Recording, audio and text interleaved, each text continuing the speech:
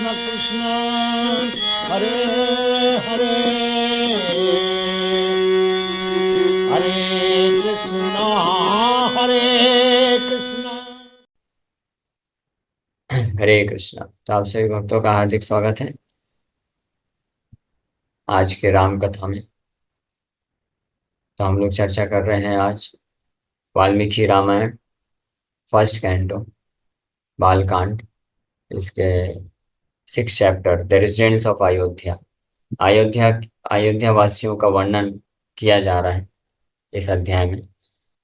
तो अभी तक हम लोग 17 नंबर श्लोक तक चर्चा किए थे, जिसमें वर्णन किया गया था वर्णेषु अग्र चतुर्थेषु देवतातिथि पूजका कृतज्ञाश्च वदान्याश्च सूरा Vikram संयुता। Men of the four Varnas, headed by the Brahmanas, worshipped deities and honored guests. They were grateful, devoted to charity, heroic, and endowed with prowess. तो ये कुछ गुण हैं चारों वर्ण के। वर्णेशु, चारों वर्ण, हाँ, बहुवचन है वर्णेशु, यानी चारों वर्णों के जो व्यक्ति हैं। और उसमें भी अग्रय चतुर्थेषु, चारों में जो अग्रय, अग्रय मतलब सर्वश्रेष्ठ, हेडेड बाय ब्राह्मणास, स्पेशली जो ब्राह्मण है, वो सब देवता अतिथि पूजका, देवल और they're all devoted to deities and guest, यानी भगवान को और जो अतिथि गेस्ट आते हैं। तो विशेष अतिथि तो होते हैं, कोई सन्यासी है, ब्राह्मण है, तो सब का पूजा करना जानते थे और करते थे। कृतज्ञास, ग्रेटफुल, चा वदान्यास, यानी दान देने में, वदान्यता मतलब दान देना। जैसे महाप्रभु को महावदान्याय बोला जाता है, महादानी है श्री चैतन्य महाप्रभु। क्यों? क्योंकि अल्टीमेट वस्तु को दान कर देते हैं वो। क्या दान कर देते हैं? अपने आप को ही दान दे देते हैं, या कृष्ण को दान देते हैं, खुद ही कृष्ण है। कृष्ण को दान देना भी उससे भी श्रेष्ठ एक और वस्तु है। कृष्ण को तो देना तो अपने आप में सर्वश्रेष्ठ दान है, लेकिन महाप्रभु क्या देते हैं? केवल कृष्ण नहीं देते हैं, कृष्ण प्रेम देते हैं।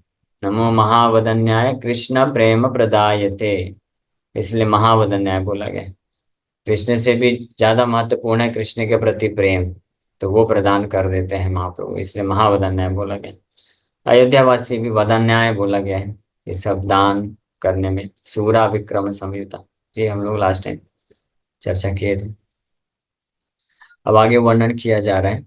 दीर्घायुषो नरा सर्वे धर्मं सत्यं च संश्रिता सहिताः पुत्रपौत्राश्च नित्यं स्त्रीभिः पुरोत्तमे। In that best of cities, all men took shelter of Vedic dharma and truthfulness. Therefore, they were long lived and always endowed with wives, sons, and grandsons. दीर्घायुषु, दीर्घ मतलब बहुत ज्यादा, आयुष जीवन। दीर्घायुषो नराः सर्वे, सर्वे मतलब हर कोई, कोई भी ऐसा व्यक्ति नहीं है अयोध्या में जो जिसका मृत्यु अ, पहले हो जाए, यानी युवावस्था में या बचपन में मृत्यु हो जाए। सबकी आयु बहुत ज्यादा है। क्यों? धर्मम सत्यम च संश्रिता, श्रिता, सम्यक रूपेण श्रिता, शेल्टर आश्रय लिए, क्योंकि वो हमेशा धर्म और सत्य के आश्रय में है। धर्म का मतलब होता है भगवान के प्रति जो कर्तव्य होता है, या सबसे बड़ा कर्तव्य तो वास्तव में प्रेम ही है, भगवान को सेवा करना, प्रेम में सेवा करना, वो सर्वश्रेष्ठ धर्म है। इसलिए essential principles, principle of all religious system, या top most principle of religion क्या है? To always remember Krishna with love and devotion is considered to be the top most principle of religion. यानी सर्वश्रेष्ठ प्रकार का धर्म क्या है? हमेशा भगवान को स्मरण रखना, भगवान को विथ लव एंड डिवोशन, प्रेम पूर्वक उनका स्मरण करना, चिंतन करना, नाम जप करना, ये सर्वश्रेष्ठ धर्म है। तो अयोध्यावासी धर्म के आश्रय में थे, यानी हमेशा भगवान रामचंद्र का स्मरण था प्रेम पूर्वक, हाँ, और दूसरा सत्यम, सत्य तो भगवान राम ही है। भगवान राम का एक नाम ही सत्य है। तो धर्म और सत्य, यानी भगवान राम के भी आश्रय में थे और भगवान राम के प्रति प्रेम भी था उनके हृदय में। ये दोनों वस्तु थी उनके पास। इसीलिए दीर्घायुषो। तो एक भक्त हैं, उनके उनका कुंडली बनाया गया। तो कुंडली में मेंशन किया हुआ है कि ऐसी ऐसी आपकी अवस्था होगी जीवन की, और ऐसे ऐसे आपका मृत्यु का समय भी बताया गया उसमें कि इतने वर्षों के बाद आपका मृत्यु लिखा हुआ है। तो और समय भी लिखा हुआ है, डेट एंड टाइम भी लिखा हुआ है। इतना है, अगर एक्यूरेट कोई ज्योतिष होता है तो बता सकता है। लेकिन उन्होंने भी वहां पे मेंशन किया है कि हालांकि ये आपका पूर्व जन्म के कर्म के अनुसार ऐसा ऐसा अवस्था है, आपकी मृत्यु की दशा और अन्य जो भी चीजें हैं, लेकिन फिर वो एक पॉइंट ऐड करते हैं। लेकिन भगवान हरि की भक्ति, भगवान हरि के प्रति श्रद्धा और भक्ति के और धर्म के कार्य करने से ये सब में परिवर्तन हो सकता है ना, उनके इच्छानुसार। तो इसलिए जो जो वास्तविक ज्योतिष होते हैं, एस्ट्रोलॉजर होते हैं, वो इस बात को भली भांति जानते हैं कि भले ही पूर्व कर्मों के अनुसार सब कुछ कुंडली में फिक्स होता है, जन्म मृत्यु और कितना सुख दुख आना है सब फिक्स होता है वास्तव में, और उसी के अनुसार सब चलता है। लेकिन वो ये भी, जो वास्तविक ज्योतिष होते हैं वो ये भी जानते हैं कि ये जो कर्म अनुसार है प्रारब्ध, ये केवल और केवल परिवर्तित हो सकता है भगवान के हस्तक्षेप से। तो इसलिए अगर कोई भगवान की भक्ति में लगता है, और स्पेशली अगर कोई शुद्ध भक्ति मार्ग में आता है, तो उसके जीवन में तो निश्चित रूप में परिवर्तन आ जाता है। इसलिए एक हमारे इस्कॉन के एक सन्यासी का कोई जो है कुंडली दिखा, जन्म तिथि लेकर के गया और बोला कि इनका आप देखिए। तो उनको जब पता चला कि एक ये महान ऐसे महान वैष्णव है, तो वो ज्योतिष जो है मना कर दिया साफ साफ कि नहीं नहीं नहीं, हम नहीं देख सकते हैं, ये एक अपराध हो जाएगा। क्यों? क्योंकि जो भगवान को पूर्ण रूप से समर्पण हो जाता है, समर्पित हो जाता है, फिर उसका कोई कर्म रह नहीं जाता है वास्तव में। और अगर कोई उसको देख करके पूरे जन्म के कर्म के अनुसार कुछ देगा, बताएगा कि इनके पिछले कर्म ऐसे थे और इस प्रकार से ऐसा ऐसा दुख या सुख या जो भी है आने वाला है, तो वो उचित नहीं है बोलना। तो इसलिए वो मना कर दिए, जो वैष्णव फिलॉसफी थोड़ा वो जानते हैं। क्योंकि इसलिए वैष्णवों को जरूरत नहीं है ये सब ज्योतिष में जा करके पता करने के कि हमारा क्या हिसाब किताब है, आगे कैसे भविष्य चलने वाला है। वैष्णव मतलब भगवान का जो भक्त होता है, अगर वो सिंपली भगवान कृष्ण का शुद्ध भाव से शुद्ध भक्ति में लगता है, तो फिर हर चीज जो है परिवर्तित हो सकती है, चेंज हो जाती है। तो यहाँ पे अयोध्या वासी जो है, यहाँ पे लिखा हुआ है दीर्घायुषो नरः सर्वे, सारे के सारे जो वहाँ पे अयोध्या वासी हैं सबका दीर्घ आयु है। क्यों? क्योंकि वो धर्म और सत्य है। धर्म मतलब भगवान रामचंद्र के प्रति सेवा, प्रेममय सेवा, और सत्य मतलब भगवान रामचंद्र के सम्यक रूपेण श्रिता, पूर्ण रूप में आश्रित है। इसीलिए सहिता पुत्र पौत्राश्च, और अपने पुत्र पौत्र, पुत्र और सन्स एंड ग्रैंड सन्स, और साथ ही साथ में पत्नियां भी यहाँ पे लिखा हुआ है कि they were long lived and always endowed with wife sons and grandsons. हमेशा पत्नी और बच्चे साथ में हैं उनके। प्राय अभी कलयुग की दुर्दशा तो इतनी भयानक हो चुकी है कि कोई व्यक्ति है तो कभी उसकी पत्नी का डेथ हो जाता है, या कभी बच्चों का डेथ हो जाता है, ग्रैंडसन का डेथ हो जाता है सामने। सोचो, दादाजी जीवित हैं और जो पोता है उसका मृत्यु हो जा रहा है, बहू का मृत्यु हो जा रहा है, बेटे का मृत्यु हो जा रहा है। तो ये कलयुग की दुर्दशा है। कलयुग में ही केवल ऐसा होता है। लेकिन अयोध्या में ऐसा नहीं होता है। बता रहे हैं कि हर व्यक्ति जो है हमेशा उसके साथ पत्नी और बच्चे हमेशा जीवित रह देख सकता है वो। अच्छा, नित्यम स्त्री भी पुरोत्तमे, नित्यम हमेशा साथ में। और तो और यहाँ तक कि भगवान रामचंद्र के राज्य में हर एक अयोध्या वासियों को इच्छा मृत्यु का भी वरदान था। वो अपनी मृत्यु को चूज कर सकते थे, स्वीकार कर सकते थे कि कब उनको मरना है। तो ये भी है, दीर्घायुषु तो है ही है, लेकिन साथ में वो चूज कर सकते थे। तो सत्य can also mean the supreme truth, supreme personality of God nor Narayan सत्य से सत्यम। द रेजिडेंट्स ऑफ अयोध्या वर वैष्णवास। तो इसलिए यहाँ पे बोला गया वही चीज यहाँ पे तात्पर्य कि सत्यम आश्रिता, सत्यम शमश्रिता, ये हमेशा भगवान पे आश्रित थे। सत्यम परम धीमहि, भागवत में भी ऑलरेडी इसका वर्णन किया गया है। अब आगे बता रहे हैं, क्षत्रम ब्रह्म मुखम चासीत, वैश्या क्षत्रम अनुव्रता, शूद्रा स्वधर्म निरता, स्त्रीन वर्णानुपचारिणः। अब वर्ण, चारों वर्ण के बारे में बता रहे हैं कि कैसे कैसे ब्राह्मण, क्षत्रिय, वैश्य, शूद्र हैं। The Kshatriya community accepted the Brahmanas as their leaders. The Vaishyas were obedient to the Kshatriyas. The Shudras were absorbed in their specific duties of serving the higher three varnas. अगर ये कॉम्बिनेशन होता है जिस भी समाज में, सोसाइटी में, तो वो समाज में कभी अशांति या दुख नहीं आ सकता है। वो बहुत ही सुचारू तरीके से वो समाज चलता है। तो वर्णाश्रम व्यवस्था बनाया ही इसलिए गया है। वर्ण वर्ण व्यवस्था यहाँ पे बताई जा रही है कि जो क्षत्रिय क्षत्रिय यानी राजा है, क्षत्रिय कम्युनिटी है, वो अगर ब्राह्मण ब्रह्म मुखम च आसीत, क्षत्रम यानी क्षत्रिय, ब्रह्म मुखम मतलब ब्राह्मणों के तरफ जो है सबमिसिव है, उन्मुख है उनके तरफ। जैसे भगवान मुखा, हाँ, सेवन मुखा का मतलब होता है कि सेवा करने के लिए तत्पर।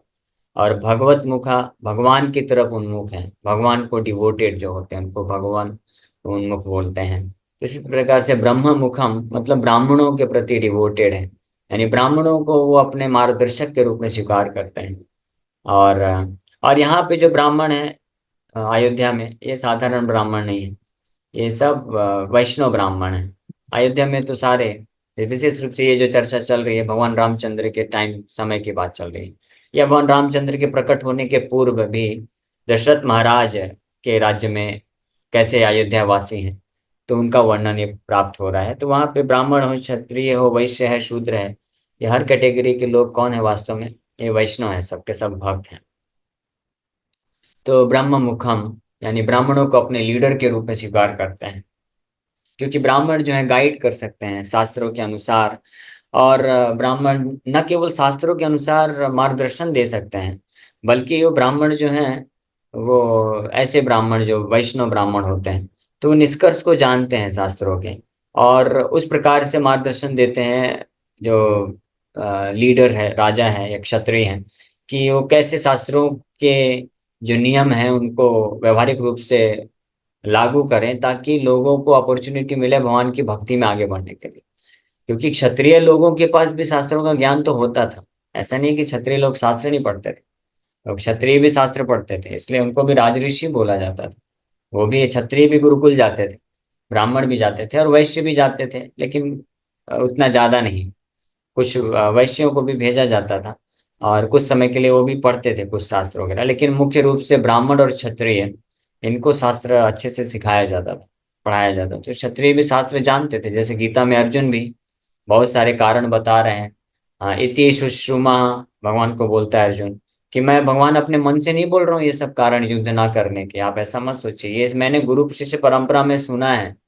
जब मैं गुरुकुल गया था तो वहाँ पे केवल मिलिट्री ट्रेनिंग बस नहीं लिया मैंने, मिलिट्री ट्रेनिंग तो धनुर्विद्या तो मैं सीखा, साथ साथ ही साथ में मैंने धर्मशास्त्र भी सीखे। तो धर्मशास्त्रों में जो मैंने सुना है उसके हिसाब से आपको बता रहा हूँ।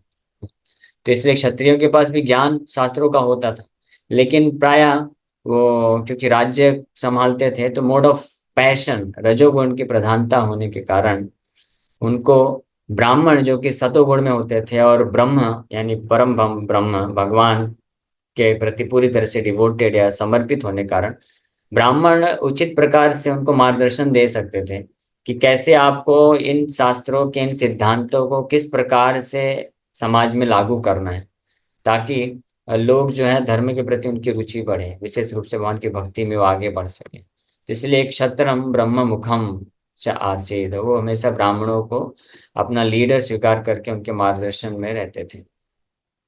और वैश्या क्षत्रम अनुव्रता, और जो वैश्य होते थे क्षत्रिय ब्राह्मणों से गाइडेंस मार्गदर्शन प्राप्त करके कार्य करते थे, और फिर जो वैश्य होते थे वो क्षत्रियों को फॉलो करते थे, ओबीडियंट, यानी उनकी आज्ञा का पालन करते थे।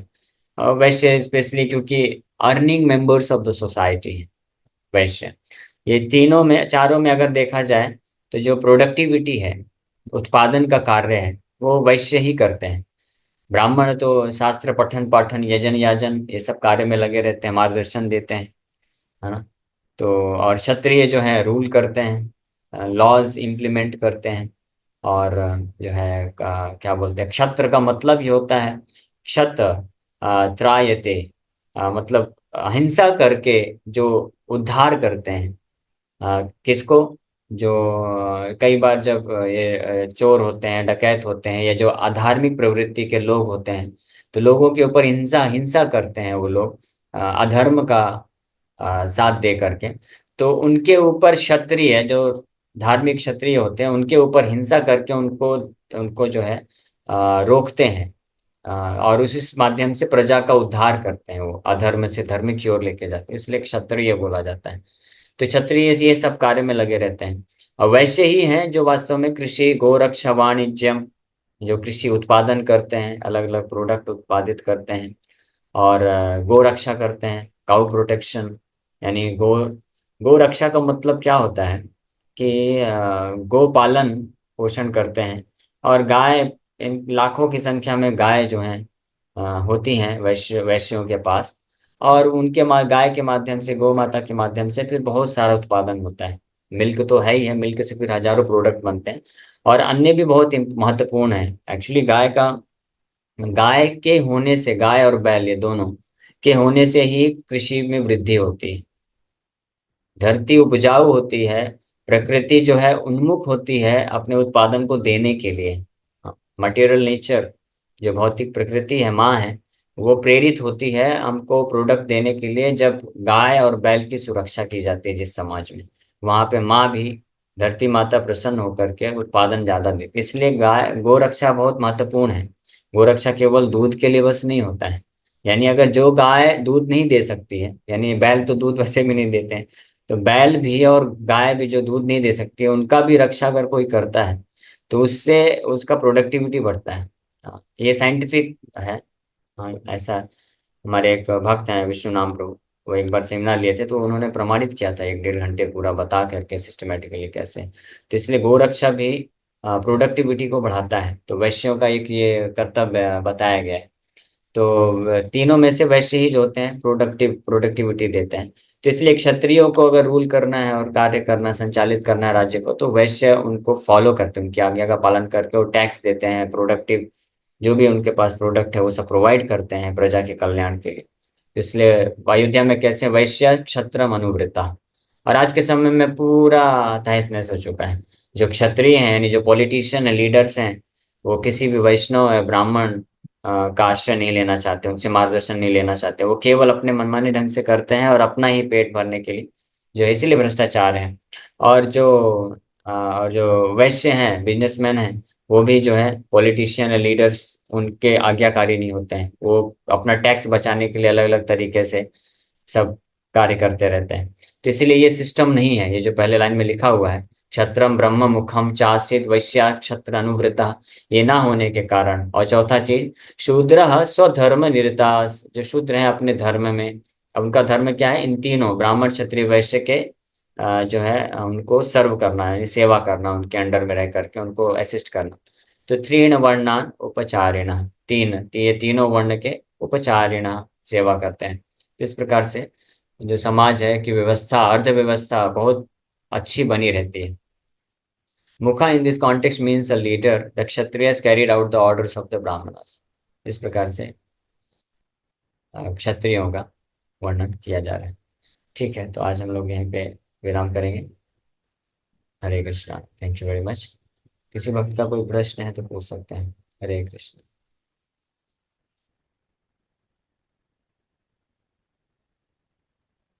यस, किसी का कोई, हाँ, हरे कृष्णा। दंडवत प्रणाम। हाँ प्रभु जी, मेरा ये प्रश्न है कि माँ बाप अपने बच्चों को जो भी छोटे होते, जो भी अच्छे से सब पढ़ाते लिखाते, फिर बाद में वो बिगड़ जाते, फिर वो क्या उनका दोष है, क्या अपना माँ बाप का दोष है? हरे कृष्णा प्रभु दोनों जी। का दोष है, दोनों का दोष है। और ज्यादा दोष, बुरा मत मानिएगा, मैं तो क्या है, ज्यादा दोष माँ बाप का है। और अब माँ बाप का भी दोष नहीं बोल सकते हैं, ये समाज की व्यवस्था ऐसी है। आपने बोला कि बच्चों को पढ़ाते हैं लिखाते हैं बड़ा करते हैं, फिर बच्चे बिगड़ जाते हैं। तो वास्तव में जो पढ़ाया लिखाया है ना, वो बिगाड़ने के लिए ही पढ़ाया लिखाया है। क्योंकि जो हम आज समाज में पढ़ाते लिखाते हैं, चाहे स्कूल कॉलेज में हो या अपने एंड्रॉयड स्मार्टफोन के द्वारा, टेलीविजन के द्वारा, मूवीज के द्वारा हो, हम इसी के द्वारा बच्चों को पढ़ाते लिखाते हैं ना। बच्चे मूवीज देखते हैं, एंड्रॉयड स्मार्टफोन चलाते हैं, और स्कूल कॉलेज जाते हैं तो वहाँ पे भी जो है वहाँ पे इंटेलेक्चुअली उनको बर्बाद किया जाता है। और ये वीडियोस देख के, यूट्यूब और मूवीज वगैरह देख करके मेंटली उनको बर्बाद किया जाता है। तो जब इस प्रकार से पढ़ लिख करके वो बड़े होंगे तो बर्बाद ही होंगे, तो फिर तो इसमें कोई संशय नहीं है कि वो लोग जो है बिगड़ जाएंगे। तो इसलिए माँ बाप का कर्तव्य है कि बच्चों को अगर हम सुधारना चाहते हैं तो उनको भगवान से जोड़ना चाहिए, भगवान की शिक्षा देना चाहिए। असली पढ़ाई लिखाई भगवान की शिक्षा है। ये रामायण सुनाना चाहिए, भागवत कथा सुनाना चाहिए, गीता पढ़ने के लिए प्रेरित करना चाहिए, उनको नाम जप करने के लिए प्रेरित करना चाहिए, भक्तों के संग में लाना चाहिए, मंदिर लाना चाहिए। तो ये सब करने से भक्त जो बच्चे हैं वो सुधर जाएंगे, और माँ बाप का भी सेवा करेंगे और पूरे समाज का सेवा करेंगे। ठीक है।